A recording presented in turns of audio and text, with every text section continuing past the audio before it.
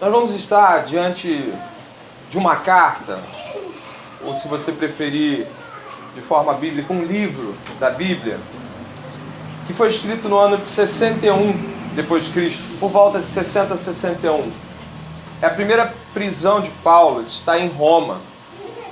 Ele provavelmente ali escreve Colossenses e Filemon também. Essa carta é muito significativa, ela marca cerca de 20 anos do ministério de Paulo. Depois de 20 anos, Paulo tem uma prisão bem mais dura, permanente por muitos meses. Ele já estava preso em Cesareia, é conduzido a Roma. E Paulo está escrevendo essa carta aqui, que é chamada por alguns como a Rainha das Epístolas. Calvino chama ela de Rainha das Epístolas. John Stott passa 6 anos se debruçando continuamente sobre esta carta para fazer seu comentário. Não é uma carta simples, embora seja profunda, ela não é uma carta simples, ela é uma carta que tem enigmas literários para você desvendar, mas eu acredito que o propósito que Deus nos chama para essa carta hoje é porque é uma carta de edificação à igreja. Ela tem como um propósito, para aqueles que gostam de anotar, um propósito muito significativo. De todas as cartas paulinas, essa é a que mais traz edificação doutrinária para a igreja. Poxa, mas e Romanos? Romanos fala certamente todos os públicos, fala a igreja certamente, mas Efésios, para aqueles que já leram, ela tem um toque especial de edificação, ela tem um conteúdo que em formato de prece, como diria o próprio John Stott, né? Ela em alguns momentos é um clamor. E nós vamos estar diante do capítulo 1 como quem toca, como quem primeiro permeia o início dessa carta.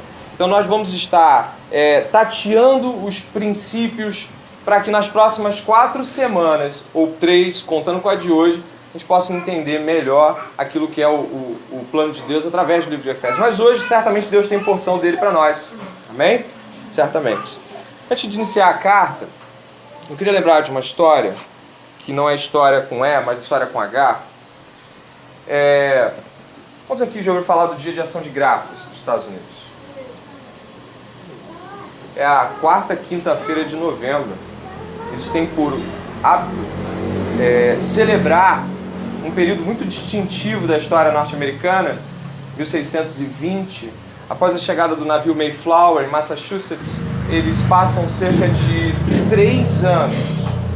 Os homens que fugiram da Inglaterra e vêm para os Estados Unidos passam cerca de 3 anos, passando fome e com duras colheitas difíceis, a ponto, irmãos, de que aqueles que vieram no navio Mayflower, depois de 1 ano e meio, quase 2 anos, mais da metade deles havia morrido. Em dado momento, eles eram extremamente religiosos, cristãos convictos, perceberam que aqueles que sobraram, pelo menos aqueles que estavam vivos até aquele momento, eles perceberam, depois daquele agravo todo, de que eles estavam sendo sustentados por Deus. A história do Dia de Ação de Graça nos Estados Unidos é uma história muito bonita. E eles então celebraram diante de Deus, com muita gratidão, o fato de ainda estarem vivos. E aí havia índios. Foi uma situação bem diferente assim, do que você entende hoje por ação de graças nos Estados Unidos. Para você ter uma ideia, o Dia de Ação de Graças nos Estados Unidos, inclusive, ele sofreu uma ação judicial no século XX, na qual a inferência foi de que ele mudasse de data para facilitar o comércio diante das compras de Natal. Então, o propósito inicial do Dia de Ação de Graças foi um propósito muito bonito. Embora hoje a febre do consumismo tenha transformado o Dia de Ação de Graças em algo que destoa da realidade. Mas por que falar disso? O capítulo 1 de Efésios vai tratar sobre gratidão. Ele vai falar de uma forma muito especial o motivo real por qual os cristãos devem ser gratos. Portanto, durante todo o capítulo, e nós vamos pegar uma parte substancial dele, eu queria que você pudesse ter um olhar de gratidão e um olhar, eu diria, teologicamente, hermenêutico, de gratidão. Interprete na ótica da gratidão esse primeiro capítulo de Efésios. Amém? Antes de entrar também no texto, eu gostaria que nós pudéssemos pensar que talvez seria justo que a gente olhasse, para falar de Efésios 1, olhasse um pouquinho antes, olhasse no passado, para pensar em como os nossos irmãos de fé, Hoje podemos dizer isso com certeza, né? Não no passado eles poderiam talvez ver como vemos hoje. Mas os nossos irmãos de fé judeus pensavam sobre gratidão. Eu te convido a apenas marcar o Efésios capítulo 1 e ir até o Salmo 100, por gentileza. Marque Efésios capítulo 1, já vamos voltar. É algo muito breve. E vá até o Salmo 100, o Salmo de número 100. Eu marquei aqui também. O Salmo de número 100. É claro que ninguém aqui vive de título de Bíblia, né? Esses títulos são incluídos. Mas no meu está ação de graças. Não sei no de vocês. Né? Diz assim o Salmo 100. Celebrai com o quê? Com júbilo ao Senhor todas as terras. Servi ao Senhor com alegria. Apresentai-vos diante dele com cântico. Saber que o Senhor é Deus. Foi Ele quem nos fez e dele somos. Somos o seu povo e rebanho do seu pastoreio. Esse verso 4 é o que serve para a gente de maior ênfase. Entrai por suas portas com ações de graça. E nos seus átrios com hinos de louvor. Rendei-lhe graças. Bendizei seu nome. Exatamente assim que Paulo entra, Efésios. E agora você pode voltar para lá. Não vai voltar para Salmo 100, não. Pode ir direto para o Gálatas, para o Efésios e marcar com o seu dedo lá. Efésios capítulo 1, verso 3, começa com Paulo como um bom rabino, dizendo assim, ó: bendito o Deus Pai de nosso Senhor Jesus Cristo. Os rabinos falavam assim: bendito seja Adonai. Eles começavam as suas bênçãos, suas cartas pessoais com bendito seja Adonai. E a expressão deles era bendizer o nome do Senhor pelas graças e misericórdias que ele havia feito com o seu povo. Aqueles que leram o Salmo 100 e tiveram a atenção de perceber, o salmista Davi proporciona um salmo de gratidão, dizendo o seguinte: quando for entrar diante dos atos do Senhor, diante das portas do templo, diante dos atos, diante daquilo que é a realidade que vai se colocar espiritual, quando você for entrar diante de Deus, entre com gratidão. Entre louvando a Deus com gratidão. Mas cabe aqui pensar, num primeiro momento, de que gratidão o salmista fala. De que gratidão os salmos falam. Certamente, a gratidão do salmista é a gratidão pelos inimigos terem sido derrotados. Porque se você ler salmos, as gratidões são sobre: ele nos tirou da terra do Egito, das mãos de Faraó. Ele vai dizer também que ele é o Senhor que não deixa que a gente fique preso no laço do passarinheiro. Ainda que eu ande pelo vale da sombra da morte, tu está comigo. Sabe, todas essas falas são muito bonitas. Não sei quantos já ouviram falar de John Knox. Ele era um presbiteriano, o pai do presbiterianismo na Escócia. E até metade do século XX, na Escócia, só se cantavam salmos. As igrejas reformadas da Escócia só contavam salmos. Elas nem permitiam que você compusesse um hino e tocasse na igreja. É algo curioso. Eu já vi também igrejas cantando salmos. E é engraçado pensar que os salmos traduzem ações de graças legítimas de algo legítimo que Deus fez. Ninguém duvida. Todo mundo que lê salmos já foi abençoado por salmos. Alguém aqui pode pensar assim: poxa, teve um salmo que me tirou da fossa. Teve um salmo em que eu li e eu vi o poder de Deus me levantando naquele momento. Os homens que compuseram os salmos, certamente, eles erguiam a muitos quando os salmos eram entoados. Eu mesmo já fui muito abençoado por salmos. Alguns trechos do Salmo 119 são para mim de particular herança pessoal. Como, por exemplo, aquele que tirou Lutero de uma grande loucura de mente. Quando Satanás o afligia, ele se jogava no chão e um verso do Salmo 119 dizia: sou teu, salva-me. Certamente nós podemos recitar os salmos. Mas os homens do passado, do Velho Testamento, eles agradeciam a Deus, tal como os homens de 1620 e poucos na Nova Inglaterra. Eles agradeciam a Deus por ter permanecido vivos diante da oposição e das circunstâncias. Eles agradeciam a Deus porque eles continuavam vivos mesmo diante dos inimigos. E tudo isso é obra de Deus. Mas nós cristãos, quando cantamos salmos, a gente canta com a ótica da redenção. Então, quando a gente canta e pensa nos salmos, a gente pensa assim: o Senhor é meu pastor? Mas quem é o meu pastor? Jesus. Então, toda vez que um cristão lê salmos, canta salmos, ele olha com o olhar de Cristo, não é? Significa que ao olhar as bondades de Deus no livro de Salmos, não há como a gente fugir do olhar da redenção. Os judeus comemoravam a saída do Egito, as boas colheitas, a proteção de guerras, a fertilidade das mulheres. Tudo isso era plenamente e maravilhosamente cantado. Mas agora a gente vai em Efésios mais uma vez. E aí, ao olhar Efésios, diante do Salmo 100, verso 4, que eu vou lembrar você do Salmo 100, verso 4. Entrai por suas portas com ações. Você pode recitar comigo. Entrai por suas portas com ações de graça. Aí a gente começa a ler esse belíssimo trecho da palavra de Deus. Bendito Deus, verso 3, e Pai de nosso Senhor Jesus Cristo, que nos tem abençoado com toda sorte de bênção espiritual nas regiões celestiais em Cristo, assim como nos escolheu nele antes da fundação do mundo, para sermos santos e irrepreensíveis perante ele.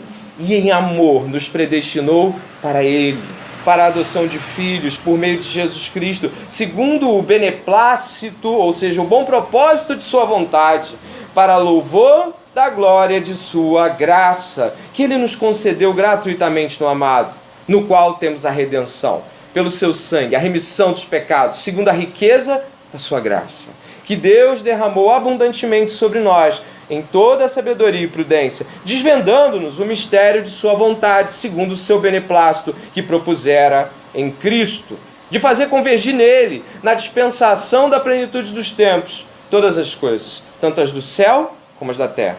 Nele, digo, no qual fomos também feito herança, predestinados segundo o propósito daquele que faz todas as coisas, conforme o conselho da sua vontade, a fim de sermos para louvor da sua glória, nós, os que de antemão esperamos em Cristo, em quem também vós, depois que ouvistes a palavra da verdade, o evangelho da vossa salvação, tendo nele também crido, fostes selados com o Santo Espírito da promessa, o qual é o penhor da nossa herança até o resgate da sua propriedade, em louvor de sua glória.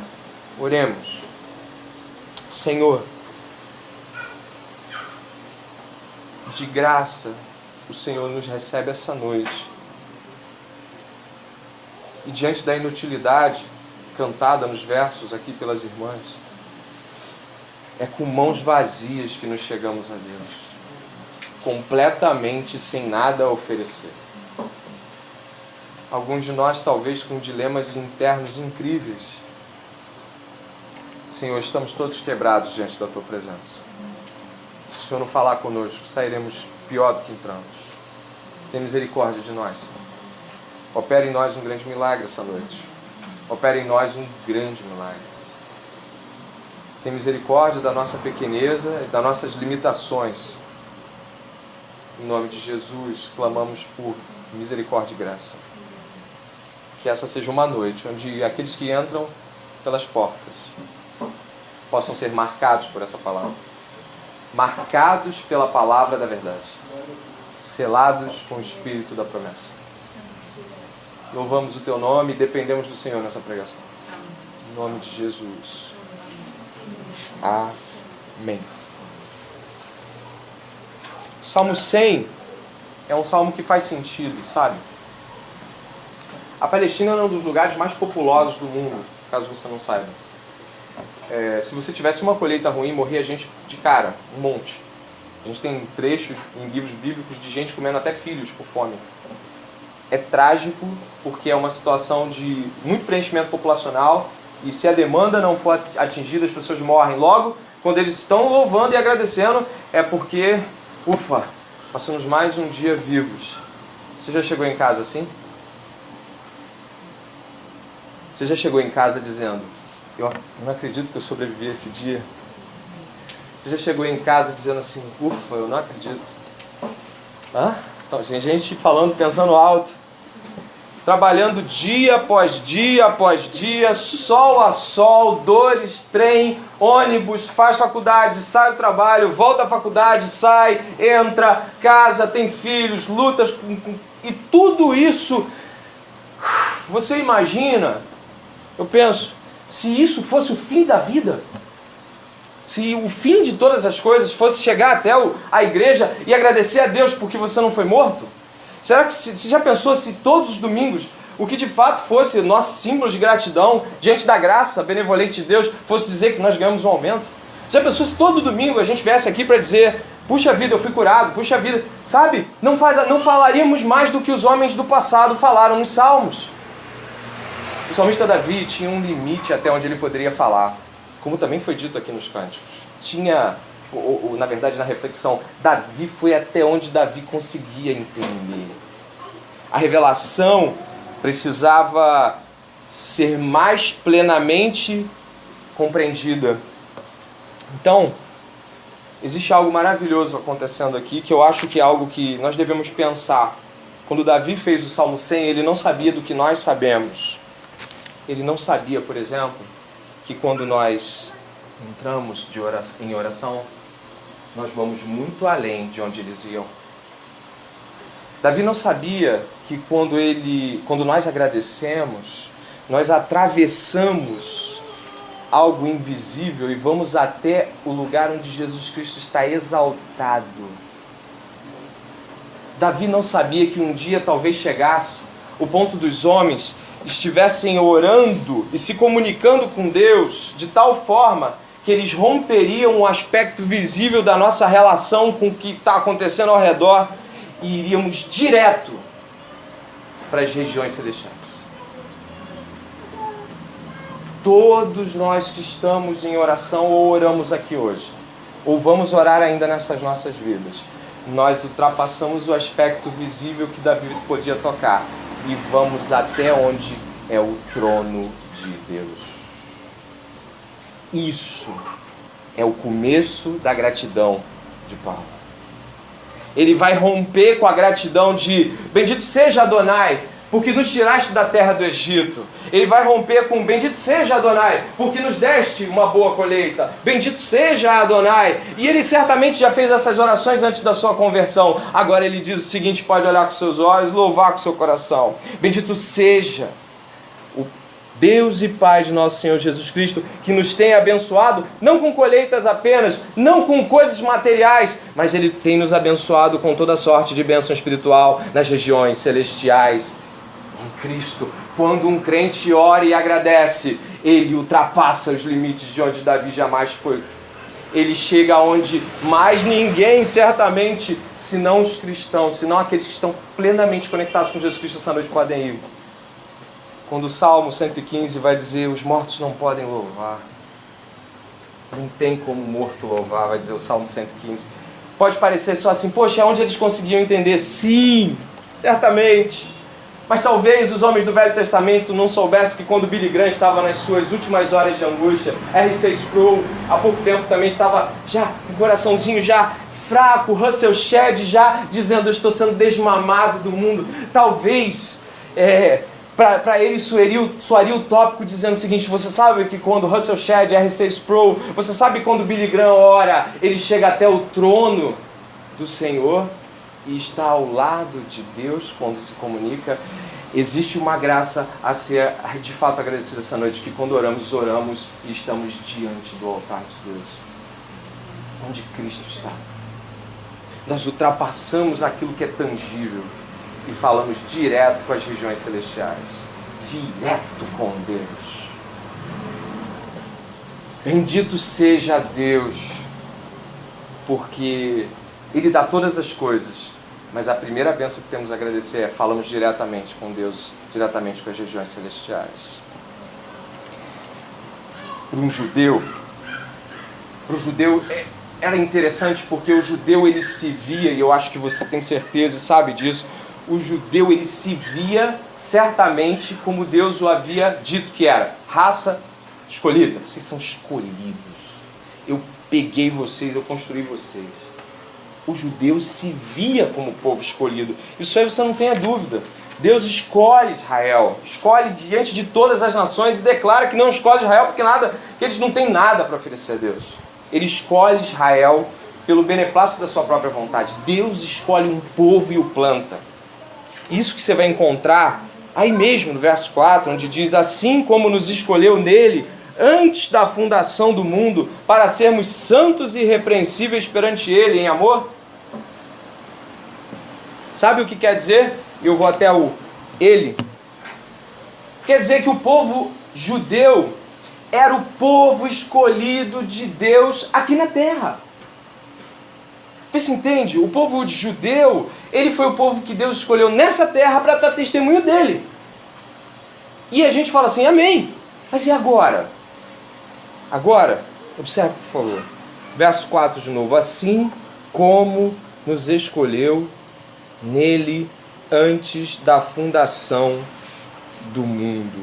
A nação santa, a nação eleita de Deus é agora não mais um povo etnicamente separado ou dividido por algum tipo de crença especial, ou lei mosaica, ou propriamente porque é filho de judeu, é filho de... Não, o povo de Deus é agora aqueles que estão em Cristo Jesus. Deus expande aquilo que é povo de Deus. Jamais o salmista ia imaginar que essa coisa ia para esse ponto, ao ponto de nós olharmos aqui e ter povo de Deus de todas as cores, e a gente olhar para o mundo e ter povo de Deus de todas as línguas. O mundo inteiro foi abençoado por Deus, porque em Jesus Cristo, Deus escolheu um povo. Não mais um povo apenas que gozaria de boas colheitas, de receber a revelação de Deus em termos da lei, dos profetas, mas o povo eterno e permanente de Deus. Em Cristo não é mais sobre a boa colheita, mesmo que ela exista. Não é mais sobre o fato de que, olha só, nós temos a lei. Não tem mais. Agora Deus expande essa eleição em Cristo Jesus. Deus coloca que cada um que for salvo vai ser salvo em Cristo, independente da sua raça, da sua etnia, da sua língua, do seu povo. Isso é muito maravilhoso se você pensar no templo dos judeus. Quem fosse muito digno, passava pelos átrios, aí que, se você fosse mais santo, você entrava até o lugar santo. Se você fosse realmente o cara, o santificado, o todo santo, se uma vez por ano, como sumo sacerdote, você entrava naquele lugar, diante da presença de Deus. Sabe? Agora você lê o que está escrito aí. Assim como nos escolheu nele, antes da fundação do mundo, para sermos santos e irrepreensíveis perante ele. A santidade agora não poderia ser feita por meio de lavagem de água, não poderia ser feita por meio de obras, não ia ter o mais santo, menos santo. E pasmem, esse sumo sacerdote que entrava diante da presença de Deus, diante da arca de Deus, uma vez por ano, ele agora seria substituído por pessoas que não somente estariam diante de Deus, mas de onde Deus está. Não seriam mais apenas pessoas que estariam diante de onde Deus está, mas Deus dentro dessas pessoas. As promessas inimagináveis que hoje temos chance de ver, elas são maravilhosas. Nos escolheu nele para sermos santos.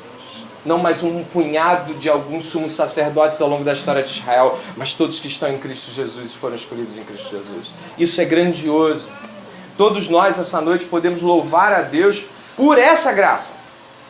Por mais que todas as outras sejam graças. As graças das regiões celestiais. Essas sim são as mais maravilhosas. Uma vez, eu não sei se vocês já ouviram falar da igreja de D.L. Moody. Mas é engraçado, né? Eu vi essa história e vou replicá-la. Uma vez um homem que era pastor emérito da igreja de D.L. Moody estava num trem. Muito interessante que ele entrou no trem e aí ele viu duas freiras, duas irmãs. Acho que eu anotei o nome dele. Ari Iron Sheldon. E ele entrou, quando ele entrou, ele viu duas irmãs católicas, né? Com aquele hábito, né? Chegou perto delas e falou: irmãs, Vocês sabiam que existe um santo nesse trem? Doidas! Quem, aonde? Existe um santo nesse trem. Elas olharam assim, assustadas. Ele estendeu a mão, prazer, Santo Ari. A gente pode até rir. Ele falou que as mulheres ficaram pau da vida. Mas você imagina que não é mais aquele santo de plástico montado mediante a uma dezena de acertos. Somos os santos de Deus. Por causa de Jesus Cristo. Não por causa de obra alguma. Seguimos no verso 5, que diz assim: nos predestinou para Ele, para a adoção de filhos por meio de Jesus Cristo, segundo o beneplácito da sua vontade, para louvor da glória de sua graça, que Ele nos concedeu gratuitamente no amado. Isso é grande e fala sobre adoção. Paulo está nos conduzindo, preste atenção, Paulo está nos conduzindo à gratidão. E ele está citando os motivos pelo qual devemos ser gratos. E esse motivo aqui talvez seja um dos motivos maiores em termos de júbilo. Paulo vai dizer que nós somos adotados como filhos por meio de Cristo Jesus, segundo o bom propósito da sua vontade. Certo teólogo disse certa vez numa conferência, e ele dizendo assim, sabe por quê? Era uma conferência reformada, porque Deus mandou seu filho morrer na cruz. Aí as pessoas, ele deu um tom muito dramático à pergunta, as pessoas ficaram olhando, tentando ouvir, tentando perceber o que era. Ele disse assim: é porque Deus amou tanto Jesus, seu filho, que quis a partir dele fazer milhares. Deus amou tanto Jesus, que quando olhou para Jesus assim, eu quero um monte de você. Eu quero um monte a partir de você, o primogênito, o unigênito de Deus. Isso é maravilhoso, porque nós somos adotados no status de filho de Deus como Jesus. Eu vou repetir para ver se isso traz alegria. Não somos menos em termos de amor. O Pai nos ama como ama Jesus. O Deus nos amar em estatura ao amor que Ele tem por seu Filho. Ele não pega e fala assim, traz os adotivos. Ele vai dizendo assim, Jesus, chama os outros filhos. Aí entra a Dani, entra o Adonias, entra a Daniela, a Tamires e vai entrando. E não há um abraço mais apertado para Jesus. Isso é grande. Por amor de um filho, Ele multiplicou milhares de filhos. Tem uma casa cheia agora. Isso deve nos enriquecer essa noite.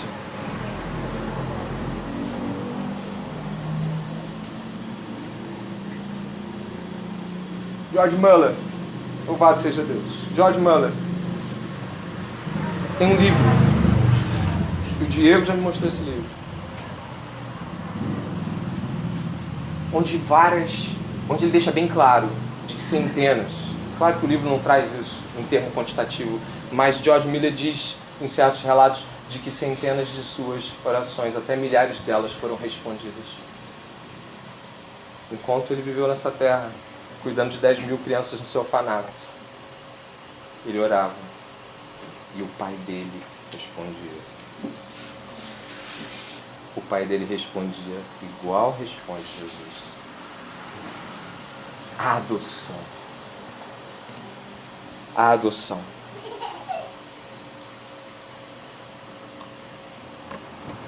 Contei para minha filha mais velha essa semana. Enquanto eu tentava explicar a adoção para ela, eu contei uma história que eu ouvi. Um gringo chegou no aeroporto, muita grana, se assentou perto da porta e veio daqueles meninos, o da graxa, engraxadinho. E foi chegando. E crianças adoram essas histórias, né? Elas sabem que vai dar em alguma coisa, ela tá até me olhando lá. E aí ele começou a engraxar o sapato do moço, ele terminou. Talvez imaginasse ganhar $5, né? Mas aí o moço olhou para ele e disse, você tem um lar? Ele falou, não. As pessoas da minha casa botaram meus irmãos para correr. Ele olhou, então tá bom, você quer ser meu filho?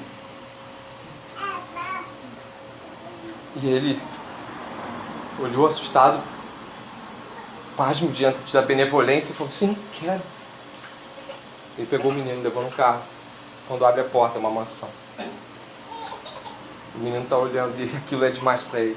Ele vai entrando pelas 5 banheiros, 6 quartos, 7 quartos. Ele vai entrando, quando ele vai entrando, menino de 12 anos, para adoção não serve mais, ninguém mais quer.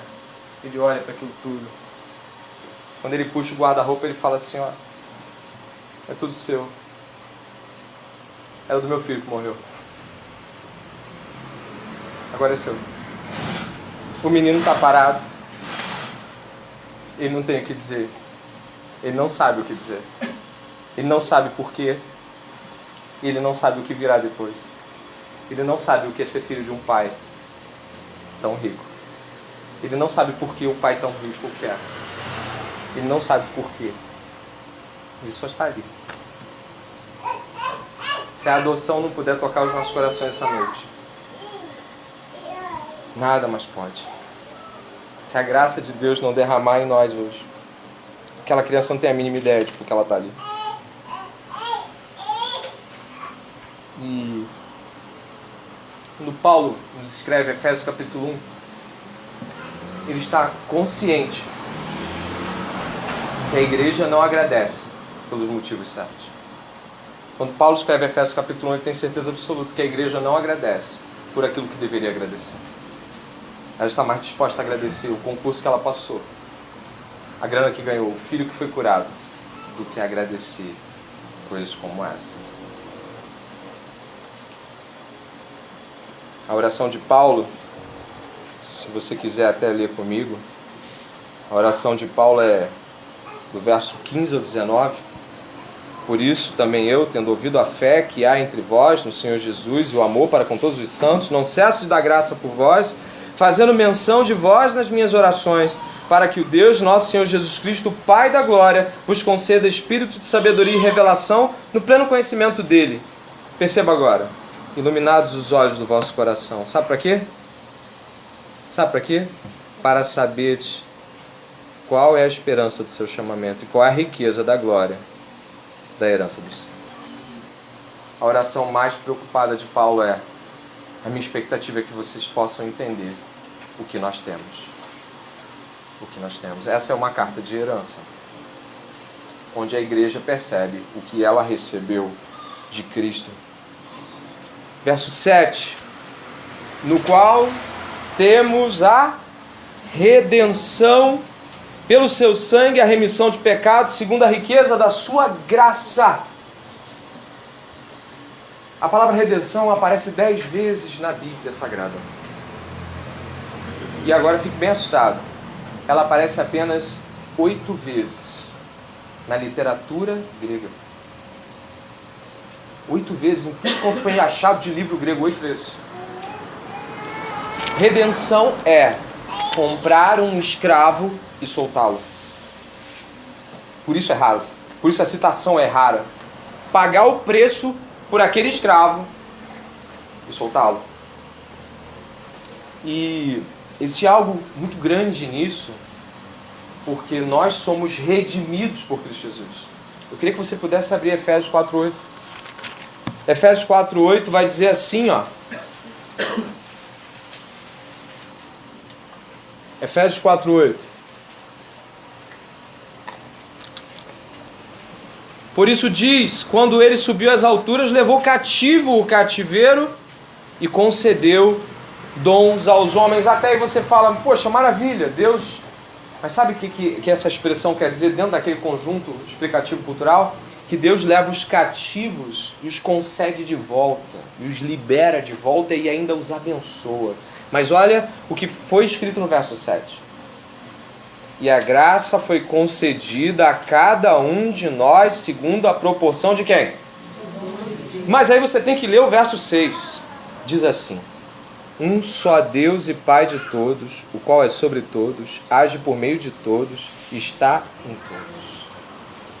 A paternidade de Deus agiu soberanamente, levando o cativeiro cativo e devolvendo aos homens aqueles que Deus comprou para si mesmo.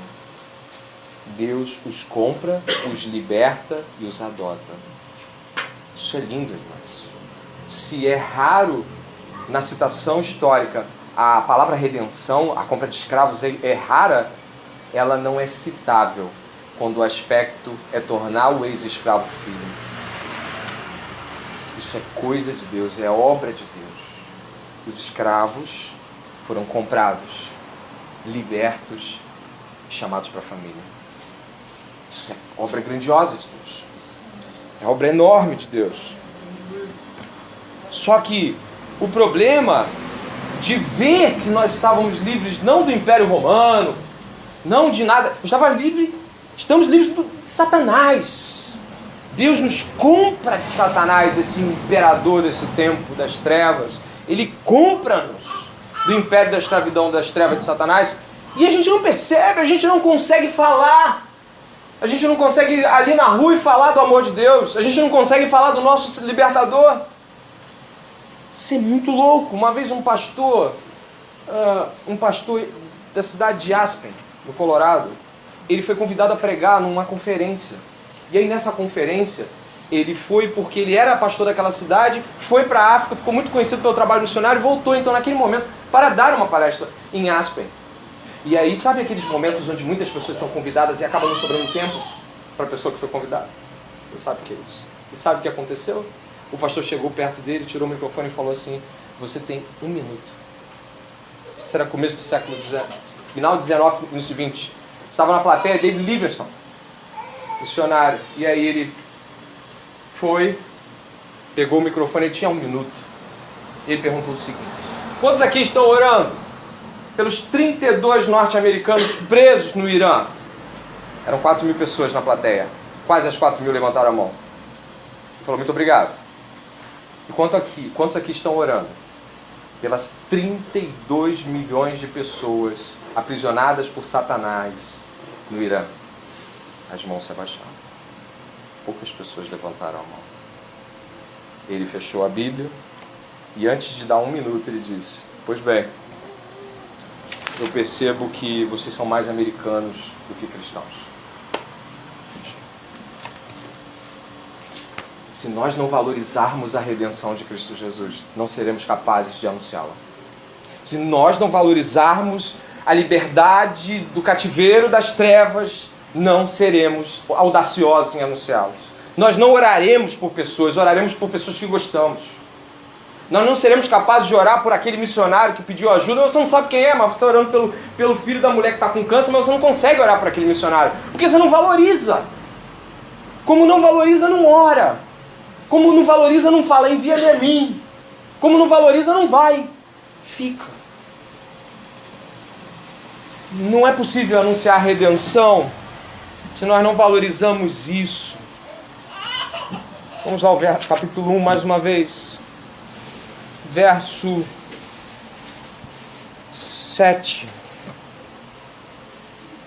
No qual temos a redenção pelo seu sangue, a remissão de pecados, o perdão de pecados, segundo a riqueza da sua graça.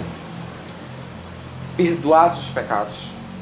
Aqueles que estão em Cristo, aqueles que foram comprados por Cristo, aqueles que foram eleitos em Cristo, aqueles que estão nele, foram perdoados todos os seus pecados. Toda a culpa foi levada embora.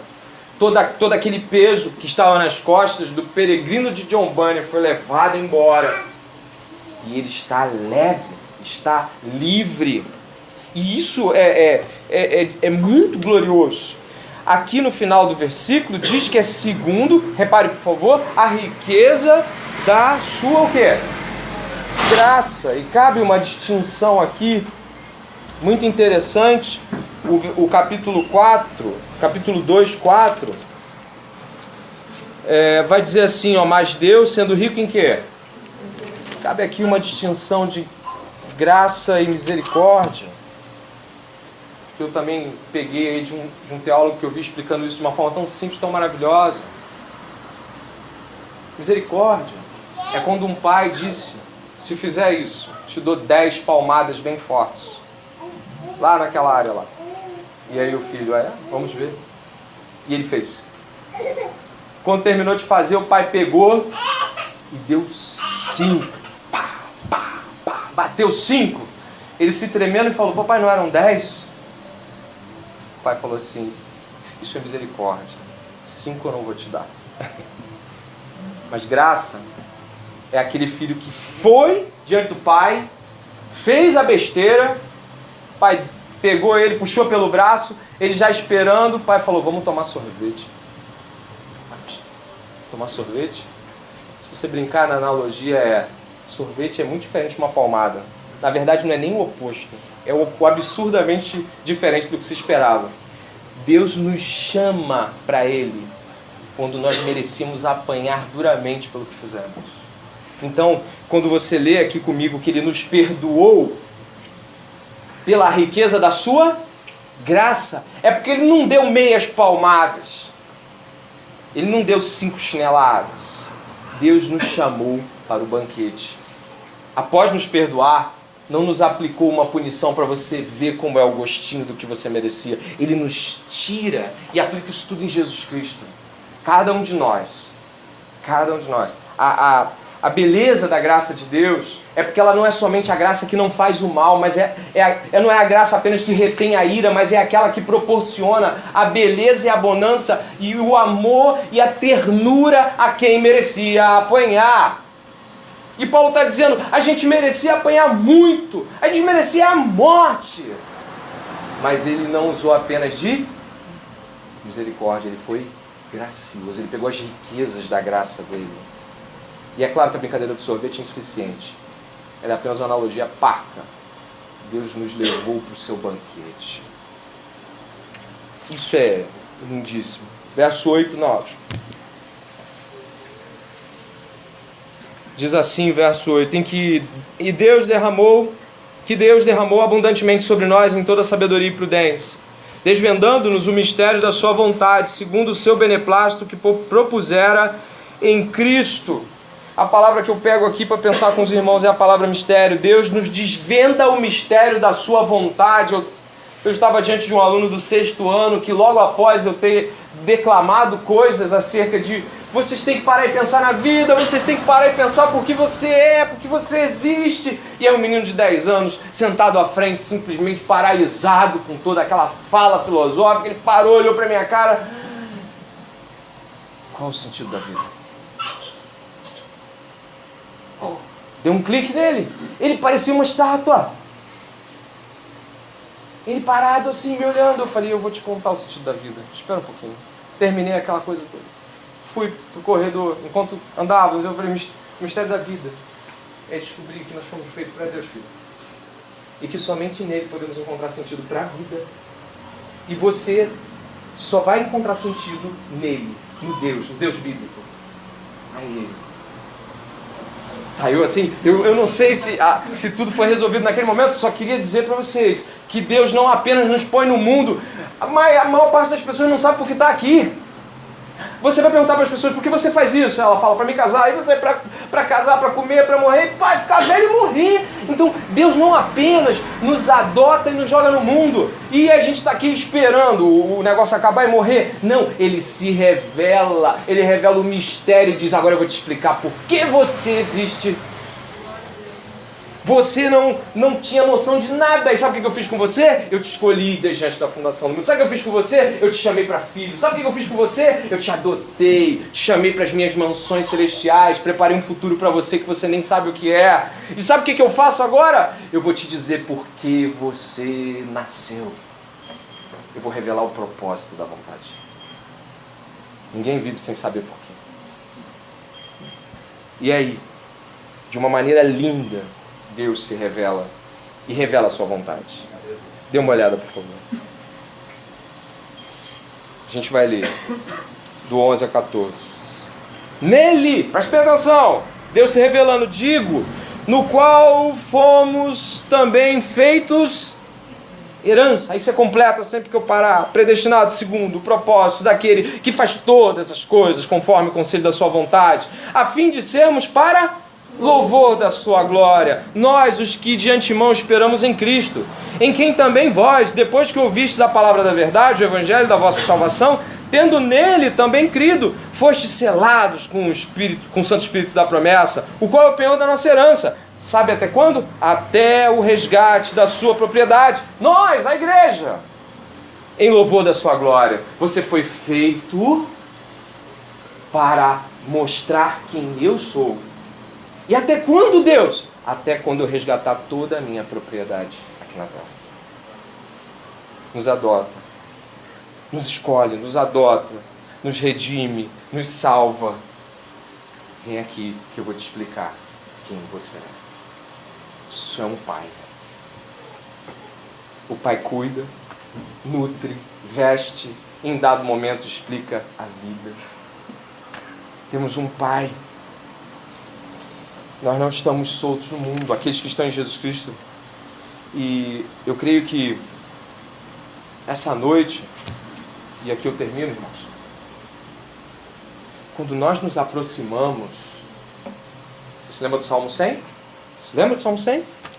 Eu volto para a gente lembrar certinho junto.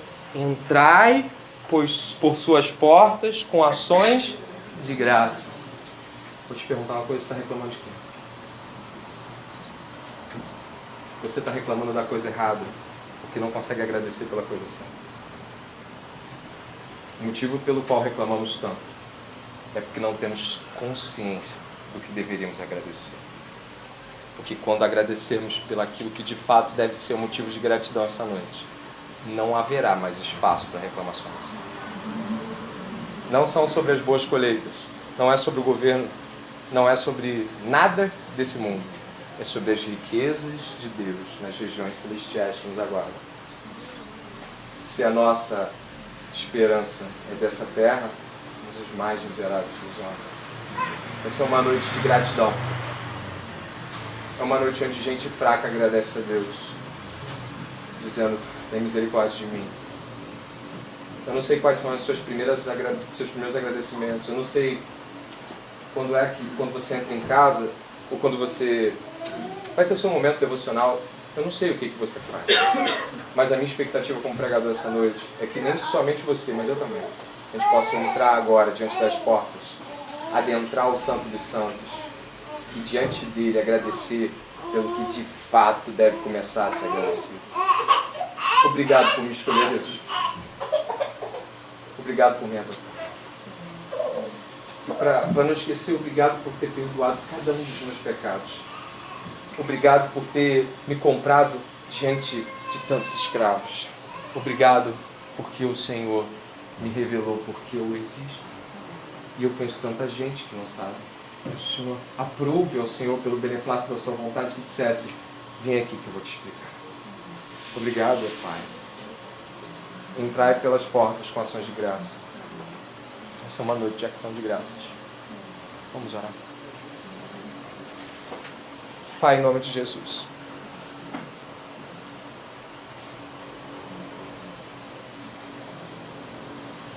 Nós reclamamos muito. Certamente porque agradecemos pouco. Agradecemos pelos motivos errados, ó Pai. Ou pelo menos motivos insuficientes.